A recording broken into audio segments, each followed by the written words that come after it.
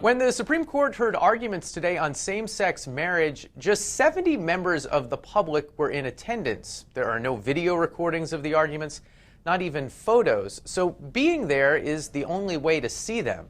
You've probably heard those spots are given out first come, first serve. And you've maybe heard there are line waiting companies who will hold your spot for a hefty fee. But you'll probably be surprised by what we found when we got an inside look at the cutthroat world of Washington line waiting, the system that controls access to some of the U.S. government's most important work. Kenneth Sergienko, a 17-year-old gay man from Oregon, flew to D.C. with his dad and got in line outside the court Monday afternoon. It's kind of incredible to actually be here when it's happening. And like I said, it's just I didn't want to miss out on possibly seeing the arguments, seeing Ted Olson get up there and argue for equality and justice. There's not ever going to be another opportunity like this. Sergienko was roughly the 70th person in line and was hopeful he'd get in. But the first waiters had been there since Thursday, 5 days before the case. They were working for line waiting companies who would sell their spots for hundreds or even thousands of dollars. Everyone knew that was what they were doing, but for some reason, they didn't want to say it. Concerned citizen. Are you like number one? Yeah, you're that's number me. one. That's me. Okay, so you're the guy we're looking for. But I'm kind of busy right now, and I'm frazzled, so I'm not gonna give you an interview. We're doing a story on people waiting out in line. You mind if I ask you about it? One question. You ask me one question. I can ask you one question. Why are you out here? I'm out here because I'm waiting to get in for the hearing Tuesday morning, so I can voice my opinion. So you're gonna go in tomorrow? Yeah. What do you hope? You said one question. That was your one question. That's all we got. Okay. Pretty much no one at the front of the line wanted to talk, and we met one former line waiter who explained why. Oh, yeah, we're told not to talk to the reporters. John, who asked that we not mention his last name, worked as a line waiter when Obamacare was argued last year and said dodging reporter questions and just filling a seat were pretty much the only qualifications needed to be a line waiter. They prepped us. That's the part of the training we did get. This is what you say if a reporter speaks to you. So they specifically said if you get asked questions about why you're here or what you're doing? If you get asked questions, I hope I can get in because I'm really interested in this. So basically to lie? Yeah, to lie.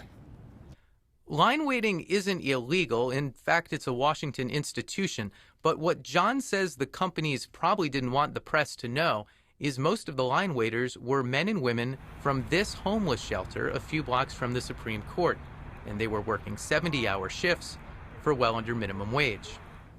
We down there for $5 an hour, all the people from the shelter. How many people in that line did you recognize from the shelter? Most of the line was the shelter in the beginning. John was offered the work by a man named Oliver Gomes, who also lived at the shelter and was helping hold spots for linestanding.com, one of the few big line waiting companies in Washington. In interviews at the time, he was described as the company's foreman, but when the arguments and the line waiting were over, John had trouble collecting even the little pay he was promised by Gomes. He chipped everybody off maybe a little piece, and then he never came back. We never seen him again. So you didn't get paid even the $5 an hour? No, I didn't even get the $5 an hour. It turned out to be $50 I got total. If you want to break that down for 4 days, I will say maybe $1 an hour. Hello. Hi, Oliver. We contacted Oliver Gomes by phone, and he said he had shorted some of his workers because linestanding.com had shorted him.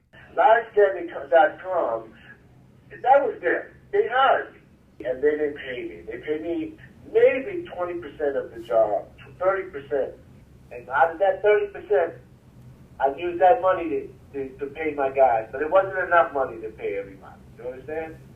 And so we spoke with Mark Gross, the owner of linestanding.com, who said no one owed anyone anything because they had paid Gomes' line waiters directly.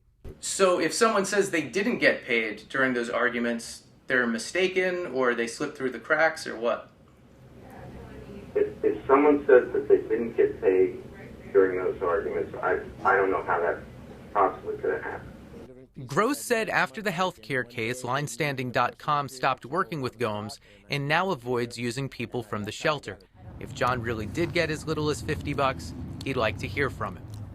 We've never paid anybody anywhere near that little money. Okay. This job.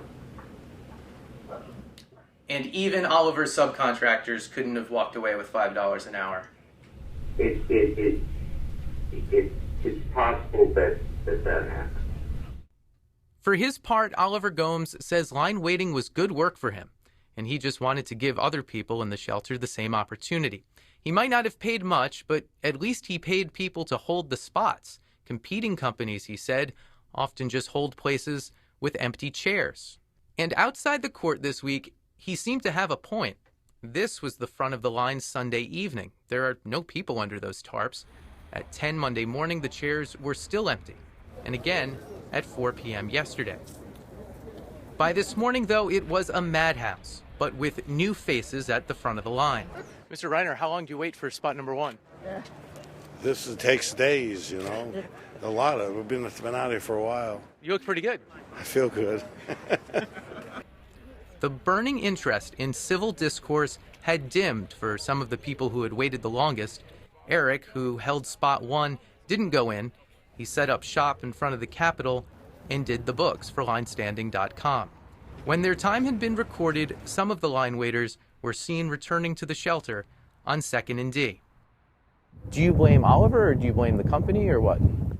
I blame myself for standing in line for $5 an hour, for not being in a situation where I didn't have to be in line for $5 an hour. I blame myself.